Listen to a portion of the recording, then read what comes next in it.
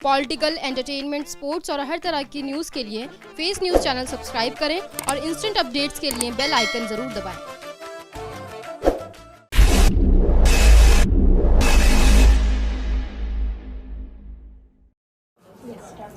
Hello viewers, हमारे साथ आज मौजूद है रवि प्रकाश शर्मा जी, जिनका निगम से बड़ा पुराना ताल्लुक़ है और यहाँ के इलाके के जो है बीजेपी के बड़े कर्मठ और पुराने नेता हैं।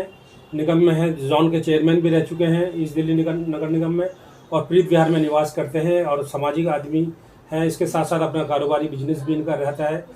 तो हम इनसे बात करते हैं अभी निगम चुनाव के बारे में। अभी कमिंग जो है अगले साल में जो शुरू में मेरे ख्याल फरवरी में शायद चुनाव होने वाले हैं। तो क्या रणनीति आपको अपनानी चाहिए बीजेपी को, इस बारे में आप रवि प्रकाश जी मैं जानना चाहूँगा। देखो, चुनाव के लिए कोई विशेष रणनीति नहीं। कॉरपोरेशन के चुनाव तो काम के आधार पर ही होते हैं, और मैं समझता हूं कि पिछले कॉरपोरेशन के जो चुन के आए थे हमारे निगम पार्षद, उन्होंने अपने क्षेत्रों में बहुत अच्छी तरह से काम किया है।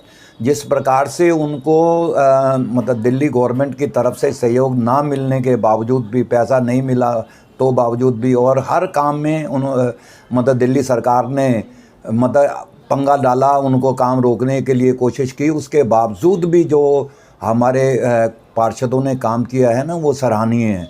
आप कहीं भी चले जाओ, आपको सफाई मिलेगी, आपको पूरी व्यवस्था जो कॉरपोरेशन की तरफ से होनी चाहिए वह उन्होंने करके दिखाया है। इसलिए काम के आधार पर दोबारा से बीजेपी चुन के आएगी, उसको कोई नहीं है। क्योंकि केजरीवाल का काम तो झूठ ही बोलना है। आज मतलब सुप्रीम कोर्ट का भी फैसला जैसे आया कि किस प्रकार से पानी को लेकर जो आंदोलन भारतीय जनता पार्टी के कार्यकर्ताओं ने किया हुआ है, सड़कों पर उतरे हुए हैं, जिस प्रकार से गंदा पानी घरों में आ रहा है, कहीं अब फ्री के नाम पर पानी बांटा, और आज मतलब टूटी में पानी नहीं आता, पानी आता है तो सीवर का पानी आता है।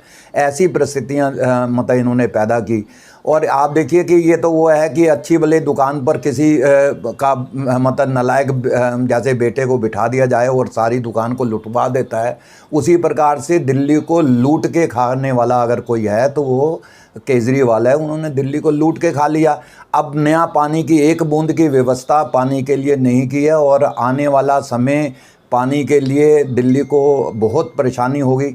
मैं ये समझता हूँ कि दिल्ली के अंदर अगर कॉरपोरेशन अगर चुन के दोबारा से आती है और वो पानी भी की उनको ट्रांसफ़र किया जाता है, और जो हेल्थ की जैसे उन्होंने अभी मतलब कोरोना काल के अंदर जो उन्होंने मोहल्ला क्लिनिक बनाए, एक कहीं भी मोहल्ला क्लिनिक ने कुछ काम नहीं किया है। कहीं एक इंजेक्शन नहीं लगा, किसी को एक दवाई वहाँ से दी नहीं गई। वो मोहल्ला क्लिनिक के नाम पर लाखों करोड़ों रुपए का घोटाला हो गया।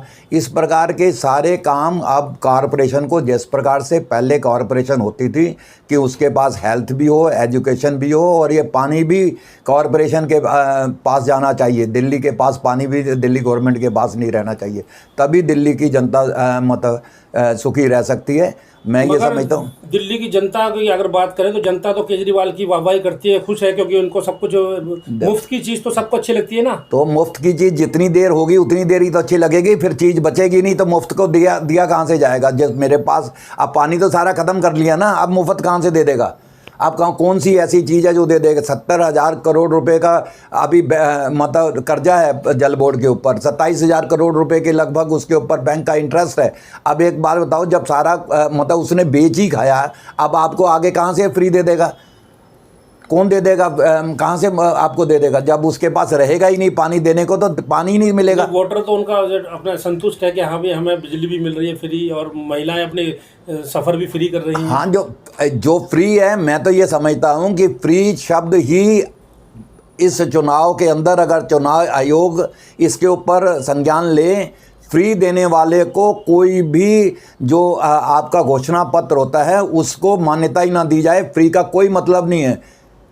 क्या नकारा समझते हैं क्या जनता को?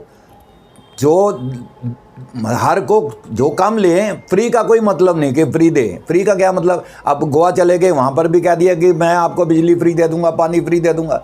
अरे सब चले जाओ, जाके अमेरिका भी जाके कह दे मैं फ्री पानी दे दूंगा, फ्री बिजली दे दूंगा। कहाँ से दे देंगे? जितना है वो ख़त्म कर देंगे, जो आगे उसकी जगह आएगा उसको तकलीफ होगी। मगर कारोबारी स्थिति जैसे कि कहते हैं केंद्र सरकार के ऊपर बात आती है कि केंद्र में बैठी सरकार जो है कारोबार को उन्होंने नष्ट कर दिया है, कारोबार लोगों के परेशान है।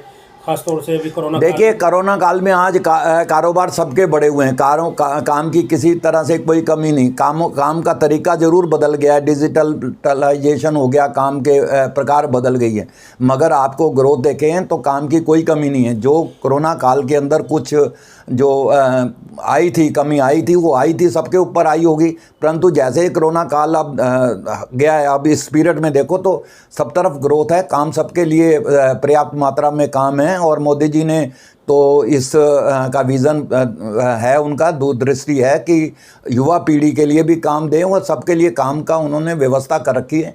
आपको रोज़गार की कोई कमी नहीं आने वाली है आगे आने वाले समय में। निगम चुनाव में अगर हम बात करें तो कांग्रेस भी अपनी पूरी ताकत झोंक रही है, वो चाहती है कि वापसी की तरफ हम किसी तरह लौटें। आप देखो ना जी, ताकत झोंक रही है, जिसके पास दम ही नहीं रहा, बूढ़े आदमी को 100 किलो वजन उठाओ, वो नहीं उठा सकता। अब तो कांग्रेस बूढ़ी होगी और जाने के वाली है, उसके बस का नहीं रहा कि जितनी मर्जी ताकत झोंक ले, वो उठाती और गिर जाएगी।